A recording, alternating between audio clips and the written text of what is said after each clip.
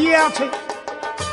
মহিলাটি তাই দেখে বুঝিবারে পারে, প্রধান্বিত হয়ে বলে সকলার ধারে, আপনাকে আমরা, আমাকে আপনারা ওই রকম ভাবেন কেন? এই যে আমার গর্ভে হয়েছে দুটি কন্যা সন্তান, আমি কি পরপুরুষের সঙ্গে কভু যাই? কিভাবে সন্তান পেলাম আপনাদের জানা নাই। কিভাবে? বলে উনি 12 বছর চেষ্টা করে যা পারে নাই। আমাদের বারোয়ারি কালী মন্দির আছে, আমি প্রত্যেক রাত্রিতে সেই জায়গায় যাই। আমি চোখের জলে ভেসে ভেসে বলি মায়ের ধারে, মা কৃপা করে মা ডাক শোনাও তুমি আমার। একটা নারীর যদি সন্তান নাহি হয়, তার চাইতে ব্যথা আর নাই দুনিয়ায়। ও মা কালী তোরে বলি তুই আমার কথা নে, ছেলে দিস আর মেয়ে দিস, গর্ভে সন্তান দে। তাই মায়ের কৃপা আমার প্রতি হলো, মা আমাকে দৈববাণী দিল, পরপর তোর দুটো মেয়ে হইবে বটে, চিন্তা করিস না তুই আর মোটে। তাই মায়ের কৃপাতে আমি দুটো মেয়ে পাই, ওনার ভরসায় থাকলে হওয়ার কায়দা নাই। এই কথাটা তো ভালো করে বুঝিয়ে বলবে, তুমি এমন ভাবে বলেছ যাতে আমরা সবাই ভাবলাম যে স্বামীর ভরসায় থাকলে হতো না, মানে অন্য কোনো ভরসা। নরেন, একটা কথা শোনো, যারা যুক্তিবাদী পণ্ডিত শুধু তাদের ভরসায় থাকলে পরে ভক্তের কি আর ঈশ্বর দর্শন হয়। এই জন্যে ভক্তিবাদ ভাববাদ শ্রেষ্ঠ বটে। তাকে যদি পেতে চাও এই ভবের হাটে, ভক্তিবাদের উপরে আর কোনো সাধনা নাই। প্রেম ভক্তি নিয়ে মা মা বলে তারে ডাকা চাই। মায়ের কাছে ভক্তি তুমি করো আকর্ষণ, বন্দনা করো ধরে মায়েরই চরণ। কোন তন্ত্রমন্ত্রের নাই প্রয়োজন, মা মা বলে ডাকো, মায়ের ওই চরণ তলে তুমি পড়ে থাকো। একটা কথা নরেন তুমি করো শ্রবণ, ভক্তি দিয়ে পুজো তুমি মায়ের শ্রীচরণ। মায়ের ওই চরণ তলে সদা পড়ে থাকো, চোখের জলে ভেসে সদা মা মা বলে থাকো। ভক্তিবাদের উপরে আর কোনো কিছু নাই, পরিষ্কার কহিলাম আমি তোমার ঠাই। সনাতন ধর্মের মধ্যে 3 সাধনা রয়, ইসলাম ধর্মে একমাত্র নিরাকারের উপর ভরসা হয়। যারা সাকারবাদ মানে তাদের মূল্য মোটে নাই, তারা নীরবেতে ভজন করে সেই মালিক সাই। লালন ফকির ছিল বটে সাকারবাদী সেই, তার মধ্যে চেয়ে দেখো কোনো হিংসা নেই।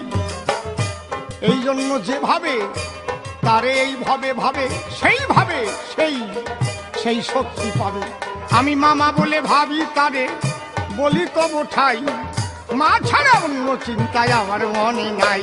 তাই মা বেশে আমার পাশে যায় দর্শন, আমি পরিষ্কারে তোমার কাছে করিলাম বর্ণন। এরপরে আরো হবে, আজ আর নয়, এবার তোমার আমার মিলন হবে দাঁড়াইয়ে সভায়। সময় অল্প বটে কতটুকু পাই, এরপরে আরো কথা শুনাইব তাই। পরপর ক্যাসেট আরো হবে কয়েকখান, শুনবেন আপনারা যত ভক্ত কেন। তবে আর বেশি কথা বলবো না, ছেড়ে দিয়ে যাচ্ছি এবার কাব্য আলোচনা। এইবার দুজন মিলে মুখোমুখি হব, মিলন হয়ে এবার আমরা দুজনে মিলিব। দুইজনে মিলন গীতি গাহিবারে চাই, তবে বেশি বলে আমাদের প্রয়োজন নাই। এদিকে আছে যত ভক্ত গান, এবার বন্দনা করে যাই সবার চরণ। ওই ভক্তগণ যদি আমার আশীর্বাদে করে, অসত্য ভাব পর চলে যাবে ঘুরে। তবে আর বেশি কথা বলবো না, এইভাবে ছেড়ে দিই কাব্য আলোচনা। নরেন তুমি এসে দাও দর্শন, দুইজনে হবে আজি মধুর মিলন।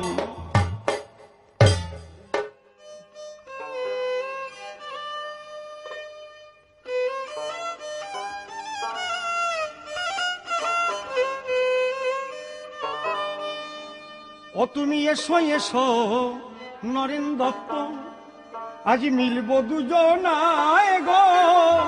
এসো এসো নরেন দত্ত।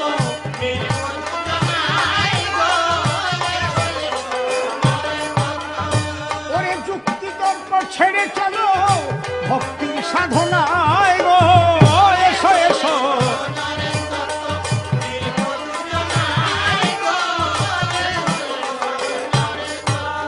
দেখো সবারই মাঝে আছে একই শক্তি, যে রূপে যার আসে ভক্তি, কাটিলে মায়ার শক্তি তখন শক্তি কথা কয় গো।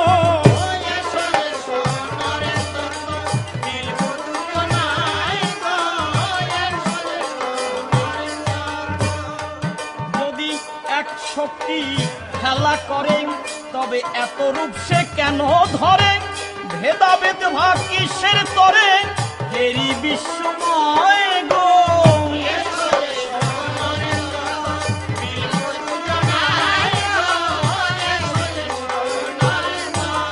যারা সত্য দ্রষ্টা গুরু ধরে সর্বতত্ত্ব জানতে পারে, ভেদা ভেদে নাই তার ভিতরে সে আনন্দময় গো, এসো এসো।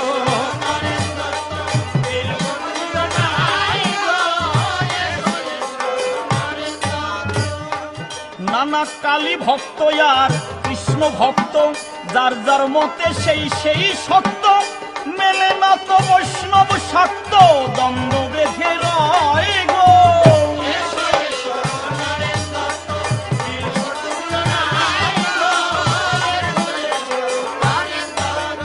দেখো বৃন্দাবনের রাধা রানী, সেও বোঝে কালী কাত্যায়নী, কালী আমার কুণ্ডলিনী, কৃষ্ণ ভক্তি গায় গো, এসো এসো।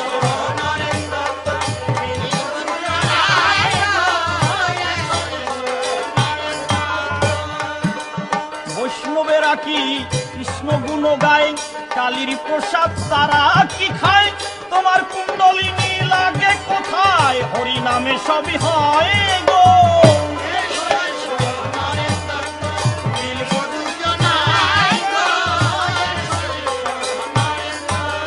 তুমি জিজ্ঞেস করো গিয়ে বৈষ্ণবদের, তারা নিয়ম সেবা কেন করে, আবার আছে গোপন ভজন তার ভিতরে বলার কথা নয় গো।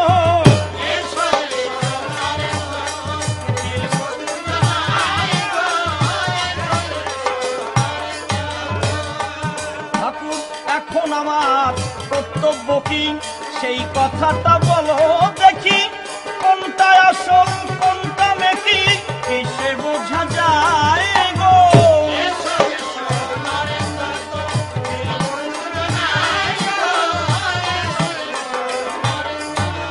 তুমি ছেড়ে সকল তর্ক যুক্তি, মাতৃপদে রাখো ভক্তি, তোমায় পদ দেখাবে আপনার শক্তি ভক্তি সাধনায় গো, এসো এসো নরেন দত্ত সত্য।